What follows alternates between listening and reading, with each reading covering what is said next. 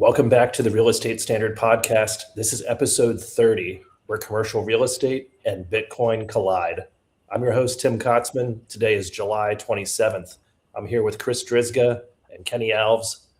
Each episode, we break down how serious operators, investors, and developers stay competitive and profitable in the 21st century by examining commercial real estate through the lens of Bitcoin.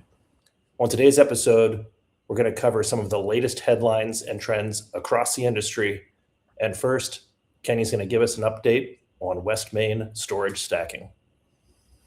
Thanks, Tim. As of today, July 27th, we hold 15.87 Bitcoin. So far this quarter, we've stacked 47 million Satoshis, just under half a Bitcoin. That brings our Bitcoin yield this quarter to date to 3%. We're growing about 1% a week here.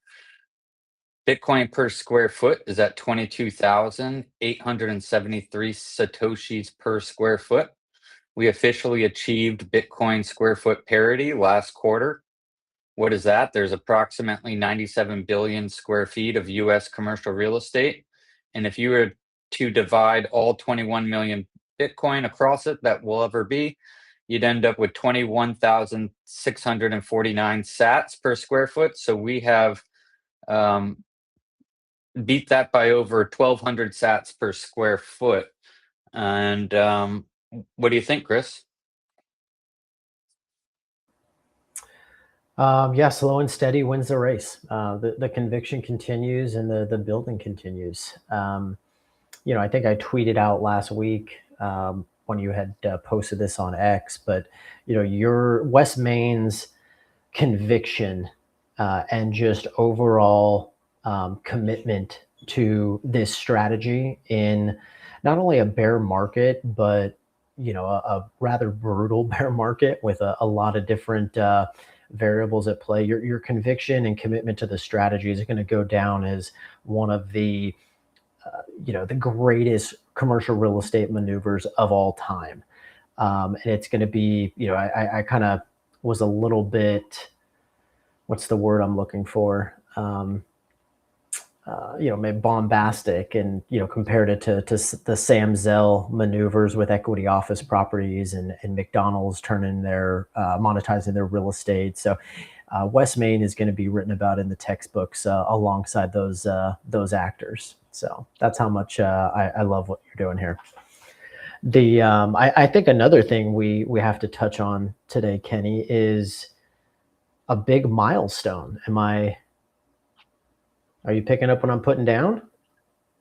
Yeah, I think we're going to get one more purchase in before the 1-year anniversary for the DCA, but it looks like we're going to close in at 16 Bitcoin for our first year of stacking. That's with our DCA and our financial engineering as far as a lump sum purchase that was done earlier this year, and we have a tax loss harvest and some digital credit instruments still on our balance sheet. But the big focus is how much Bitcoin did we stack, because we're doing it all to accumulate more Bitcoin. And in our first year with Bitcoin as our focus, 16 under the belt. That's pretty good. I don't know if we'll be able to continue to beat that. I think we can, because we have some creative out of the box thinking, but it's the opposite. Like when you hear people talk about making their first $1 million, the expression is your first million's the toughest, and then you're going to be able to make your second million much easier. With Bitcoin, it's almost like the opposite. Your first Bitcoin's the easiest, and your last Bitcoin's the toughest. So, yeah, we beat our expectations because we didn't think we would have the ability to do any financial engineering when we first started, and we were kind of like penciling out, if we DCA, we'll be lucky to get to 5 Bitcoin, and that was kind of what we were hoping for with just our cash flow. But we were able to take advantage of the bear market and accumulate triple the amount that we had thought.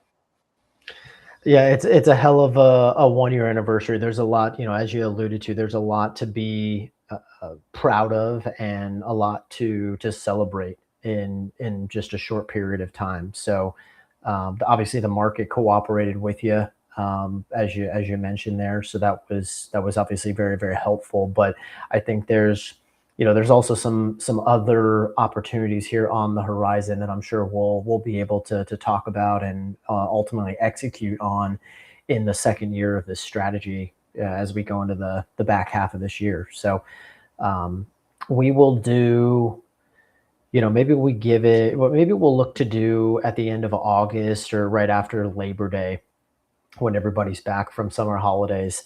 We'll do like a 1 year in review, recap, and we'll run through all the metrics across all of these categories: Bitcoin, digital credit, real estate, solar, et cetera, and really start to paint that picture that we've been talking about, right? Hey, here is the performance of the asset in the traditional sense, right? Before Bitcoin.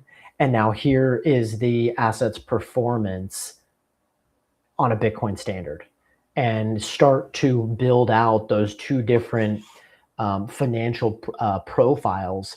And again, let the returns, let the performance speak for itself, because that's where this thing goes, right? Not everybody is going to be living and breathing Bitcoin as we are. They're not willing or not able to do their 10,000 hours, which is totally fine. That's what we're here week in and week out, is we are trying to educate the market and demonstrate how to implement and execute on these strategies. And that's all they need to really know at the end of the day is, hey, there's a new tool, a new set of tools available to us. We need to think about it differently, and how do these things apply to our situation? So Well lots said. to be excited about. Why don't you bring up, we don't have a guest today, obviously. We're just going to run through some current events, some industry headlines, and let's start with the CoStar one, if you don't mind. We'll make it a relatively short rip today here, guys. So this is the first big headline or big story that I thought was worth talking about today is I was not aware of this until last week, when a contact of mine in the real estate attorney, he's a real estate attorney, shared this with me. But CoStar, if you're not familiar with CoStar, they are the 800-pound gorilla of data in commercial real estate. So if you're in commercial real estate, it is very, very difficult not to touch CoStar or use CoStar in one way, shape, or form. Leasing, sales, capital markets, property management. I mean, they are the go-to resource hub, centralized hub for commercial real estate data. And they are caught, or they are now tied up in the very beginning stages of a class action lawsuit, which essentially alleges for lack of a better term, a price fixing scheme. And some of the other names that are caught up in this lawsuit are household operators, household names: CBRE, JLL, Cushman, Wakefield, Colliers, and Newmark. Those are, again, for those of you that are not familiar with the space, those are the top 5 brokerage firms and property management firms, not only across the United States, but across the globe, right? So you have the big 5 in brokerage services, and now you have the primary data resource, all in cahoots with one another. And basically what it's alleging, the complaint goes from 2015 all the way to 2025. So over the last 10 years, call it the entire last cycle, more or less, right? Where, let me read this. I want to make sure I get it right. For every 1 point increase in CoStar's market share, it drove a 0.3 to 0.8% increase in rents per square foot. So without running through this entire article, just my observation, my read on this is, again, you have these major brokerage firms. They are strictly driven by volume. They have so much overhead. The only way that they make things work is through the sheer numbers. So I can see a scenario where these operators had to deal with CoStar. We're going to use your service, your platform, and your platform only. We're not going to use Crexi. We're not going to use Real Capital Markets. We're not going to use any of the other data providers. We will strictly use CoStar, and that will in turn increase CoStar's market share, right? So that's the benefit to CoStar as a publicly traded company. What do the brokerage firms get in return? Well, they are able to bump up whether it's the estimated values or the published values of their properties, right? And it's important to note here that these guys largely don't own properties themselves. There are some one-off scenarios, but it's that benefit is going to flow through the brokerage shops to the operators, the owners themselves, right? So, and if you're operating your property in whatever market it is, and your prices are inflated by however many percent, I mean, you can see a number of ways pretty quickly how that is very, very negative, or will have very negative impacts to not only the local market, but the broader industry.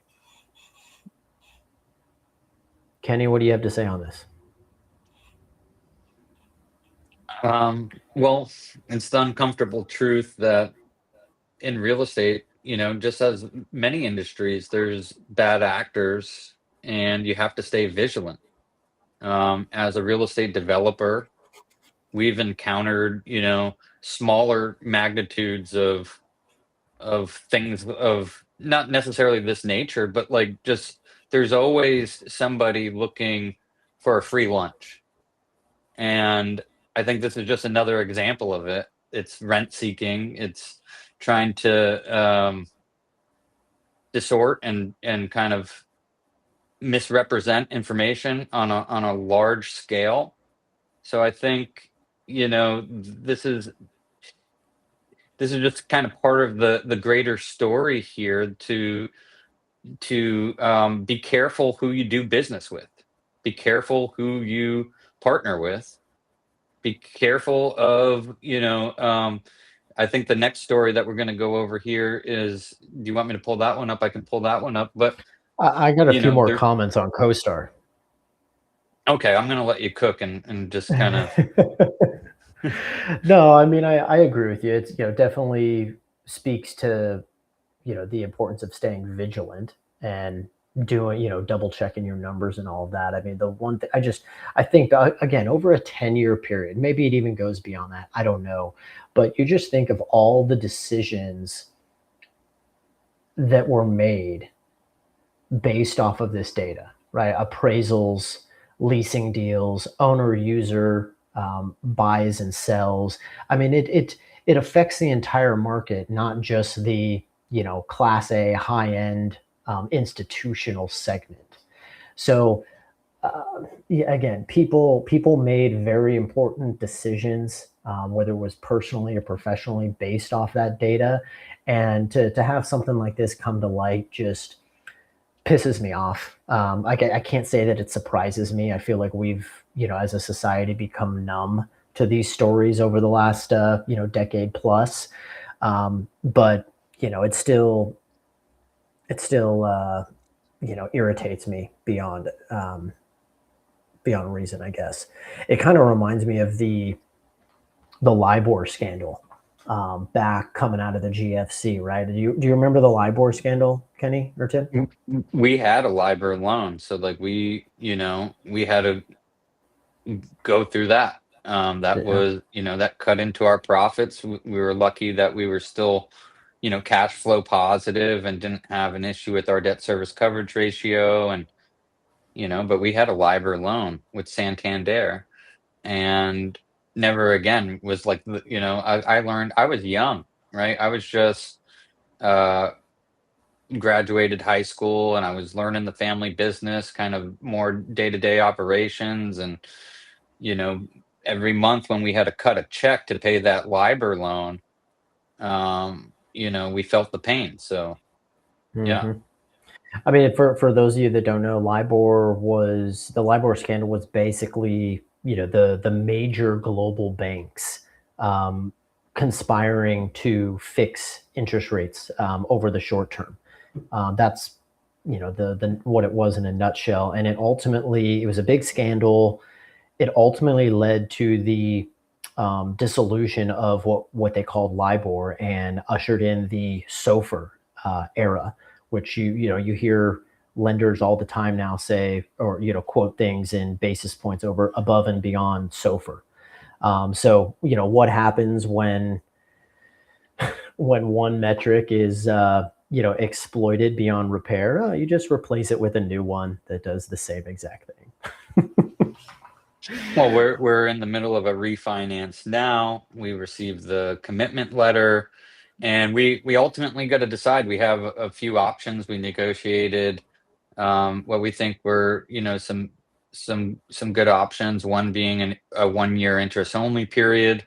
We were pushing for two, but could only get one, which is okay. And then now we got to decide: do we lock in a rate, and it would be SOFR plus 2%, or it might be 2.5%. I got to double check, but SOFR plus 2.5%, or we can just let it float, and it would still be that just kind of floating. So, um, with all this uncertainty now, I think when we started planning this like a year ago, right, we started kind of thinking, we still have, by the way, we're still kind of like a year out from our balloon date, but we've decided that we were gonna refinance a year early to be able to take advantage of the distressed Bitcoin price and whatnot.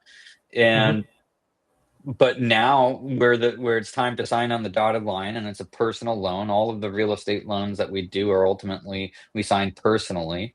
We wouldn't take out money if we didn't believe in the deal, right? If the cash flow wasn't going to support the deal, we're not going to borrow. So we don't mind signing personally, but it gets you when that date gets closer and it's time to sign. Um, you gotta kind of make the decision. Do you want to float this thing? And do you think rates are going to come down, or are rates going to go up? And I think everyone had thought, when Trump was making fun of Jerome Powell for the past year, calling him too late Powell, and just kind of ripping him apart. We all thought that the new Fed chair coming in, Kevin Warsh, was going to rip off the Band-Aid and lower rates. And here we are in another scenario where we got more posturing and more kind of um, behind the curtain kind of maneuvers here to ultimately delay that rate cut and potentially find ourselves where rates could increase. Mhm. So, normally things don't change too often, but with what the White House or administration is kind of leading you to, but it seems like this administration is kind of all over the place, and it's hard to make heads or tails of what there's so much uncertainty. I don't know if you want to comment on that Yeah. before we move on. I mean, the last thing I'll say on this CoStar thing, and I kind of want to put it in a more positive light, is, and this goes hand in hand with what we've been, advocating on the pod and with Westmain, is in the AI era that we live in today, owning your own data becomes not only a must, but it becomes a competitive advantage. So wherever you operate in the industry, um, or owning, controlling, building your own data sets is more important than it ever has been before.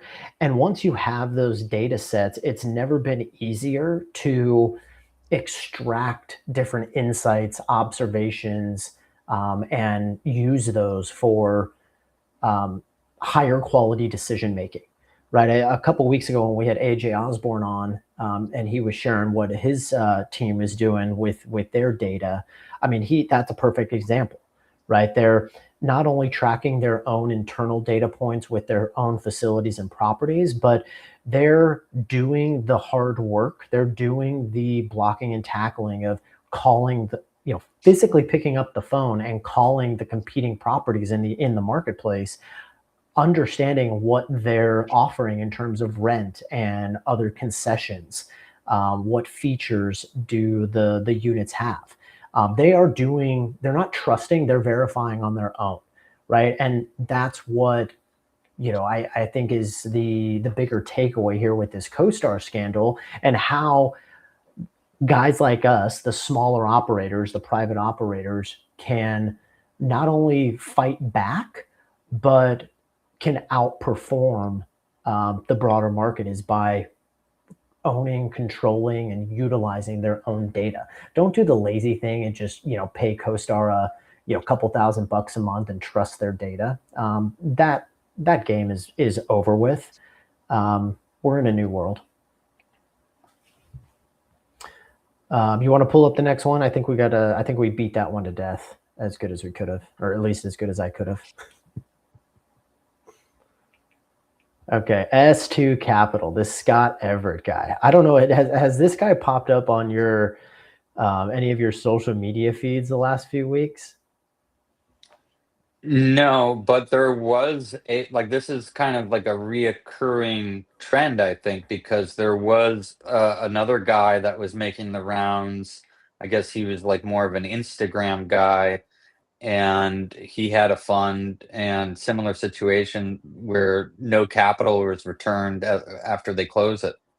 Or I don't know if they did a capital call, but like not good, right? Like seeing Not good. like not seeing like seeing similar stories where investors are essentially getting duped.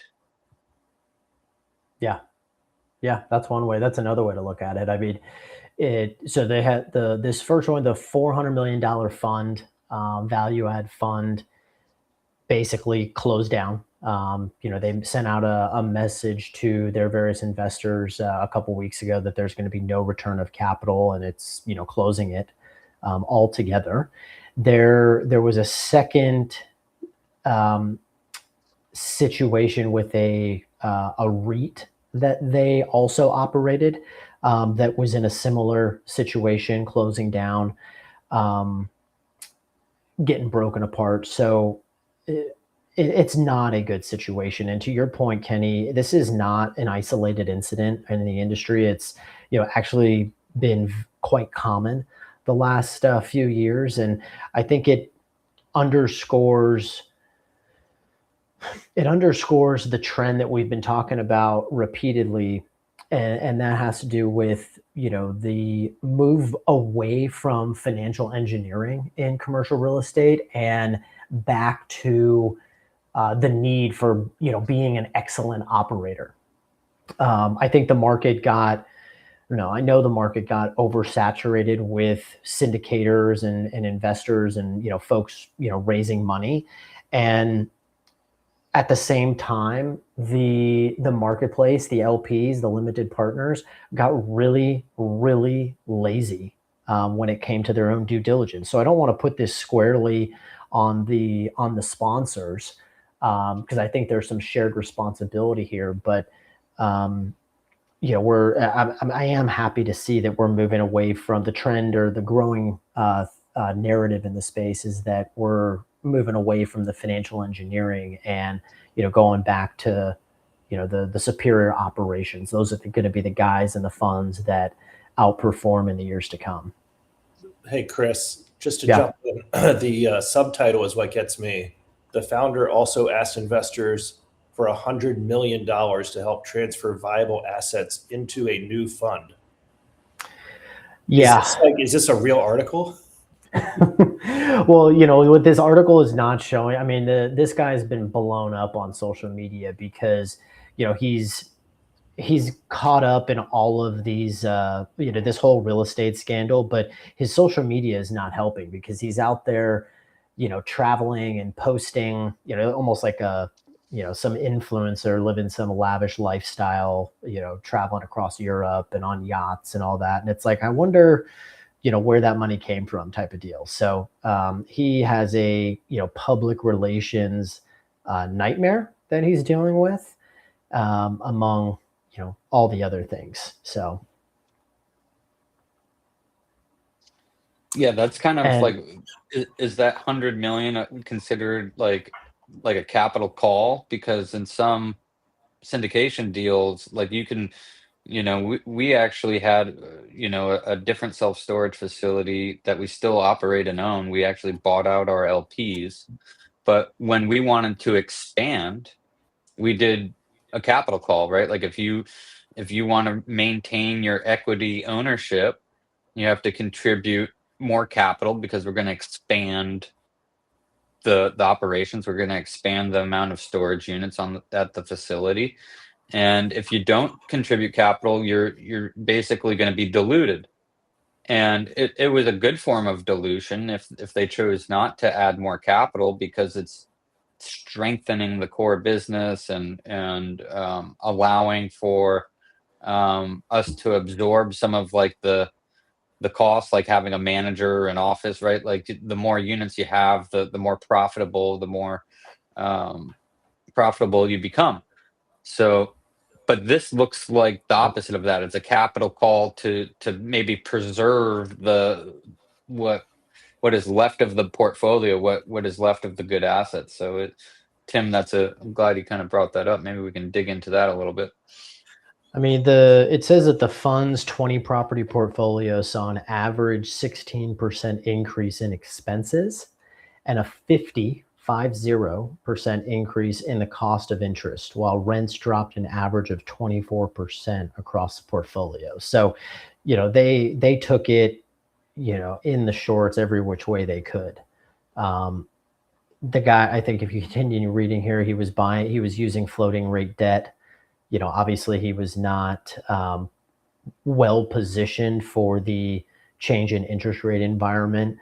And, that aside, I mean, he was not, obviously not doing what he could or should as far as reducing operating expenses. So, and making the things more efficient. So he was collecting fees along the way and, didn't have any skin in the game. So that, again, that I mean, to my comment. Sorry. Go ahead. Yeah, I was just going to kind of double down and talk about, like how this kind of ties into what we were talking about just now about LIBOR loans and tying in a fixed rate and letting it float, right? Maybe part of his decision was maybe he had been burned in the past with a fixed rate mortgage, right? Like a fixed rate is great when the floaters are going up, but in the opposite scenario, so it's kind of just something that's weighing heavy on me right now during a refinance, where you don't want to screw this up. Do you lock in, or do you risk having the rates go up on you, and what that can do to your property values when you in commercial real estate? I think, like, we know how cap rates work, but I think some of our audience on the Bitcoin side may not understand how cap rates can just get away from you, right? Mm-hmm. When your interest expense goes up and it eats away at your profits, the cap rates are you're kind of, while you back that number out, you're if you're looking at the value of your property, it's worth a lot less, and then that can mess up your loan to value ratio. And when your loan to value ratio gets messed up, like the bank can call your mortgage, right? Like it just has like a snowballing effect when you have an unintended increase in expenses, and specifically your interest expense on your mortgage. And I think it's important to note there, Kenny, too, the changes that you're talking about, that there's not a whole lot of margin on most of these deals to begin with. So the changes that you're talking about that have, can have a significant impact are very, very small changes when you look at the bigger picture. So I think that's important to note too. These aren't dramatic moves that can change the entire profile of a deal. Yeah, like 3 to 6% doesn't sound like a crazy. It's a doubling of rates though, and it's enough to kill a deal. It's enough to not get your capital back. It's enough to just turn the deal upside down. So Yeah. I think, as real estate developer or operator, we've talked about it before. You got to be very conscious when you go to refinance and what you're signing, what you're agreeing to, because you're going to have to honor that contract until you pay it off. Yep. And these are, what we've been talking about here. This is long-term debt. This is why it pairs so well with Bitcoin, because it's a long-term asset. So these decisions, you make the bed, you got to lay in it. And it could be 10 years. If there's prepayment penalties, or if there's, you really got to know what you're signing. I'm glad you mentioned that, because I mean you're indirectly making the case for a Bitcoin reserve, right? I mean we cover it every week when we go through the stacking update, but Westmain's Bitcoin reserve can cover over 3 years of mortgage payments today, right? And then you add in the digital rent reserve, and that's another 3 years. So the Westmain's reserves can cover, I think, just under 7 years of mortgage payments. So when you are looking at a potential issue like you were describing here, and you're able to zoom out, this Bitcoin reserve, this Bitcoin treasury that we're talking about, becomes that much more important, right? Like I think this is where the real estate community, what they need to hear is now we're able to tie some of these strategies back to like the real world, practical application. And this is a perfect one. Yeah, no, I think the reserves, like, you don't want to use them in a case like this, but that's what they can be used for. They Yeah, can but be it's there used to exactly. to weather these unlike foreseeable events. That's what it is. Well, It's giving you optionality to deal with it. And this is the refinance has been top of mind lately, because we're really getting close to that date. And how do you use the funds, right?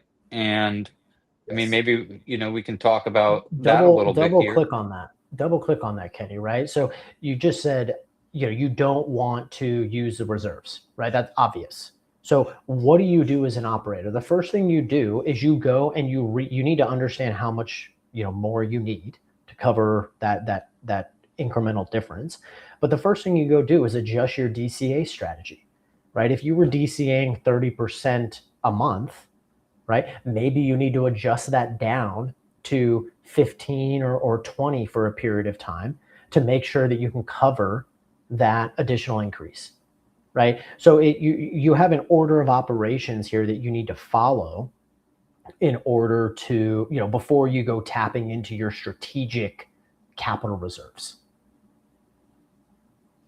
Yeah, and we've seen strategy, they haven't bought any Bitcoin this quarter. They've, since Q3, all the money that they've raised, predominantly by selling their common stock, they've used to build out their cash reserves, and we saw them buy back some of their preferreds today. It got us thinking, like, do we need to start stacking some cash reserves as well? Because we've been, as everybody knows, we've been allocating 100% or more of our free cash flow into Bitcoin. We actually even go into debt to acquire more Bitcoin. And just seeing the Federal Reserve kind of backpedal well, I guess it's not really the Federal Reserve, it's more the White House administration and the cabinet members really backpedaling on the interest rates, because last year they were screaming from the top of the mountain to cut rates, and they were like suing the Fed. They were putting Jerome Powell under a microscope. And yeah, I'm sorry I keep kind of bringing that up, but If only there was a pre-programmed network with a fixed issuance schedule we could rely on. But given that circumstance, right? Like, do we, we've started thinking of our Bitcoin DCA. We just completed the first year. We talked about that at the beginning of the rip here. And year two, are we going to continue to put 100% of our cash flow into the DCA, or do we hit the pause button in a scenario where we start building up our cash reserves? And we may be kind of forced to do that, given I know this, we don't want to go down the soft fork rabbit hole here too much, but given this soft fork that's coming up next month, it's not advised to transact on the base chain or just transact with Bitcoin while this soft fork is activating. So, looking at how do we continue our dollar cost average program? How do we continue our Bitcoin accumulation program? There's events in time, the refinance being one of them, soft fork being another component of it, where we may have to, like you said, maybe we go from 100%, maybe it's 10%, maybe it's somewhere in between. But these are things we're thinking of now. We're thinking, okay, we got a large refinance coming. How do we allocate the funds? And now that we have a higher interest expense, we have less free cash flow. And everyone that's been listening to us knows that we've been considering putting that towards digital credit. But given recent developments, we have to give that pause and rethink. And I think it all kind of ties into what we're talking about here about the LIBOR loans, fixed rates, adjustable rates, floating rates. This is kind of all going into the decision making of how do you proceed, because those increases in expenses, they affect your loan, and if you don't have the assets to back it up, you're going to get that call from the bank, and they're going to say, hey, your LTV dropped through the threshold, or your debt service coverage, or you need to pledge 200,000, you need to pledge 500,000, or we're going to call the loan. Put it in an escrow account. Yep. Yeah. And No, it's like a margin call, right? Yeah, absolutely. I think people overlook a lot of the time, at least, the smaller operators, they probably overlook or don't spend a whole bunch of time on understanding the covenants in their loan, right? And that's what you're getting at is if you start digging into a lot of that, you'd be surprised at, what kind of mechanisms you've agreed to and what the lender can ultimately, make you do in a given, market environment. And I think this goes to, the theme here that we're talking about today, and, being excellent operators. I cannot tell you how pleased I am that this is becoming the mainstream narrative, right? The end of, financial engineering and, a transition over to operational excellence. CBRE's Spencer Levy was talking about it recently on one of his pods. And then Mark Gibson, he's the CEO of capital markets for JLL Americas. He was making a similar point on a recent podcast as well, championing the operational excellence narrative versus the financial engineering. And what you're talking about here, Kenny, stepping back, understanding what the new loan is going to do to the cash flows and all of that. Like, you're leaning into that operational excellence, whether you realize it or not. You've spent the last 12 months building up a strategic reserve. Good for you. That box has been checked. Now we need to turn our energy and focus to, another aspect of the business. So it's bringing everything full circle here, right? We say all the time that the successful operators of the future are going to be experts in real estate, Bitcoin, energy, and technology, right? And in addition to real estate. And what you're describing here is, right now, I have to be an expert in real estate. I have to have that real estate operator hat on and put my time and effort into that category. I've spent the last 12 months with my Bitcoin hat on. I've spent the last 12 months with my, technology hat on, right? And it has served us incredibly, incredibly well. We have one of the strongest, if not the strongest, balance sheets in commercial real estate. Where do we put our efforts right now? Yeah, and I think that you just have to revisit that. Like, it's not something that you decide once It's and dynamic. that's it. Yeah, it's got to be throttled, and we wanted to get through the first year because we got off zero, right? 2025 was the year that we got off zero, so we wanted to catch up, so to speak. We wanted to acquire as much Bitcoin as we could, and once you get your stack, the next kind of thought is, okay, well, how do you preserve that stack? You do not want to become a forced seller, right? Like, we do not want to be selling unless we're capturing a tax loss harvest and buying it back. We don't want to have to sell the Bitcoin to pay off the loan or to pay an expense. We want to be able to carry that forward. So, what do we have to do to strengthen that? And that's why I think we're seeing strategy take that approach as well, where they're building up cash reserves. It's something that we've been thinking about, especially when you have um, increase in expenses, right? We talked about our loan is gonna, like, we're essentially doubling our debt here. We're going from $4 million mortgage to an 8.4 million.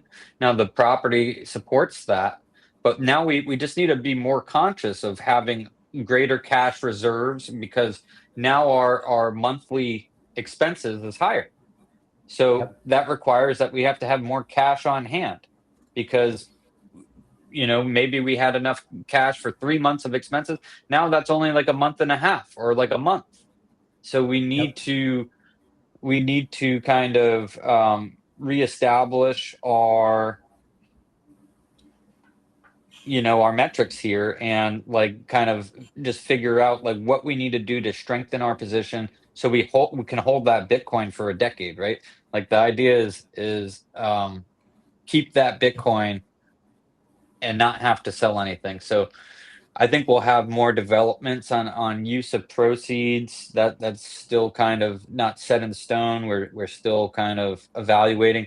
We also have the option to delay the refinancing, right? Like, we're not in a situation where our balloon date is next month. It's actually 13 months from now.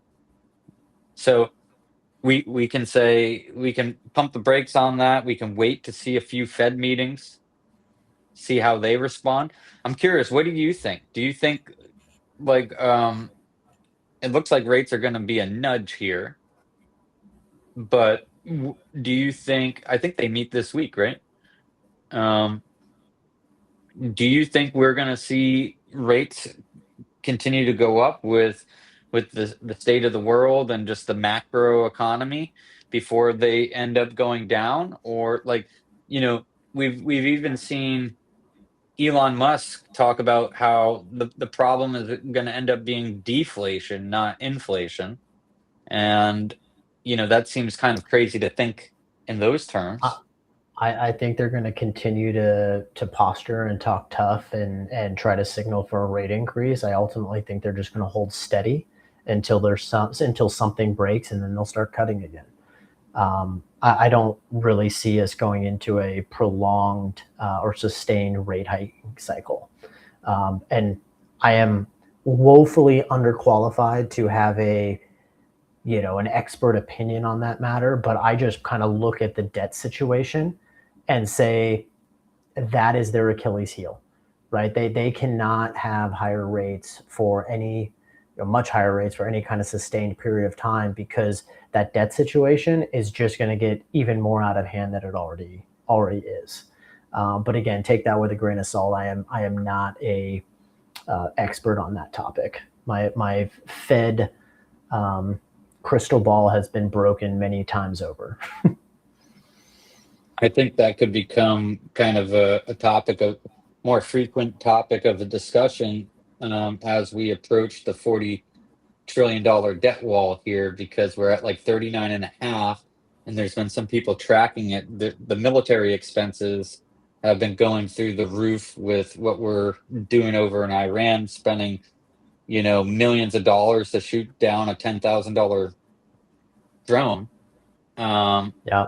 So printer go burr to defend our decisions over in the Middle East, which we won't get into the politics, but the drone example. I mean, it's just another example of one of the components of the sovereign individual coming true. I'd mentioned that I gave you that title last week, Tim, on the Treasuries pod. But it's incredible how many of those things have come true from that title. Do we have? I know we had a hard stop here. Tim, did you have another article you wanted to run by us, or do you want to go into closing thoughts? Yeah, maybe I'll save that one for next time. If you guys want to go around for closing thoughts, I can close this out. Kenny, you wanna? What's on your mind? Yeah, I'll go first, and I'll try to be quick. I mean, I'm not gonna stand here and say that this BIP 110 soft fork hasn't been weighing on us and that we haven't been thinking about it. I've been spending a great amount of time thinking about the game theory that goes behind this, and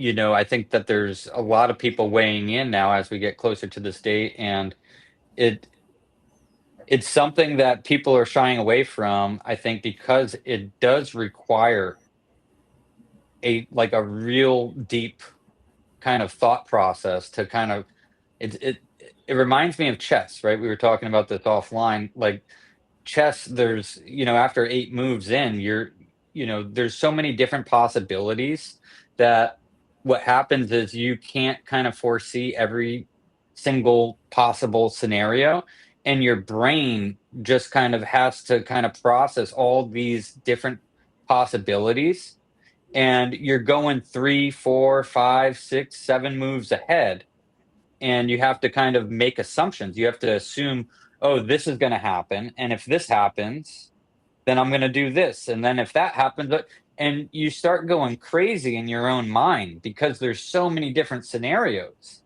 And Jeff Booth just did a recording, an interview with Knut. I think that's how I pronounce his name. Sorry if I mispronounce it, but it was very reassuring. I think anyone that is kind of been spending time thinking about this and how it's going to affect them should give that a listen. I think that it kind of helped me to know that there's other people that are thinking along these lines and thinking about how the game theory plays out. And all this chaos, like it takes like chaos and disagreement to really break on through to like something great. And I think we're on the verge of seeing Bitcoin just become more battle hardened and more battle tested, and everything is good for Bitcoin. And that you got to keep the emotions out of this, and you got to let things play through before you kind of go crazy thinking of all these scenarios. So that's how I'll leave it for today. I mean, on that point, it's I agree with everything you just said. I can't disagree there, but it's definitely been an interesting journey the last couple of months on this topic, and questioning and different assumptions and trying to get different perspectives and poke holes in different arguments, trying to really arrive at a decision in a confident way. And that is, it's been fun, if anything else. Frustrating, don't get me wrong, but fun and intellectually challenging. It's ultimately deepened my understanding of Bitcoin. I can confidently say I'm a better Bitcoiner now than I was, 3 months ago, just by doing a deep dive on the BIP 110 topic and trying to understand all sides of it. What I will say is, not everybody in the space, a lot of the newcomers are willing to do the level of work that we've done. And I think I've been, it's kind of fallen short. It's been a little disappointing to see, a handful of the newcomers or the Wall Streeters, the suit coiners, as they call them, really kind of expose themselves to a large degree on how little they know about the broader network. Right? It's, they're wizards and they're very fluent in the financialization side of it. And good for you. We all have our strengths, don't get me wrong. But there's been some real holes exposed on some other aspects of, just their understanding of the asset, the network, and everything that we're trying to accomplish here over the long term. Yeah, we're gonna have to dig into that next week, but I think we'll probably cover this BIP 110 thing as it heatens up and we go into the mandatory signaling period here before the activation. So I think it's gonna, be something that we don't want to shy away from. I think we have kind of a responsibility, like you said. We've noticed a trend with, unfortunately, a lot of the leaders of these treasury companies um, don't know the base protocol as well as we had thought, and I think we have kind of a responsibility from where we sit. We're kind of in between.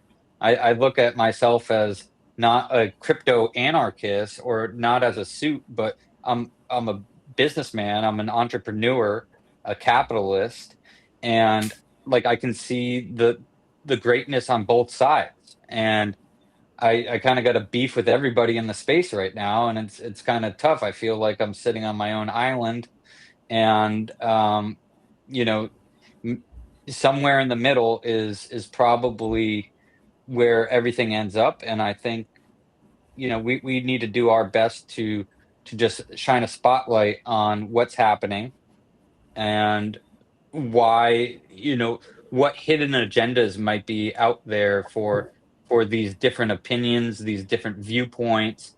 And I think in the next few weeks here we're going to really kind of hone in on that. So um long-winded long-winded closing thoughts as usual, but uh let's leave it at that for today. Yeah, all good, man. I love it. I will co-sign all that. Tim, take it away. Awesome. Well, thanks everyone for watching episode 30 of the Real Estate Standard, the end of financial engineering in CRE. That's it for today's episode. If this conversation was useful, please share it with a partner, a client, somebody making real decisions in the marketplace. New episodes drop weekly. Until next time, stay disciplined, think long term, and stack Satoshis. This is the Real Estate Standard podcast.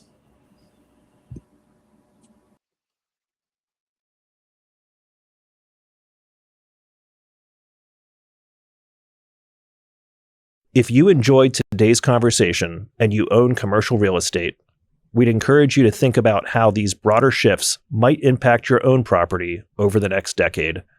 Many owners are starting to reconsider how they structure their balance sheets, manage capital, and position their assets for the future. If you'd like to explore how some of these ideas might apply to your own situation, you're welcome to reach out. We work with property owners and investors to think through strategy, structure, and long-term positioning in a rapidly changing market.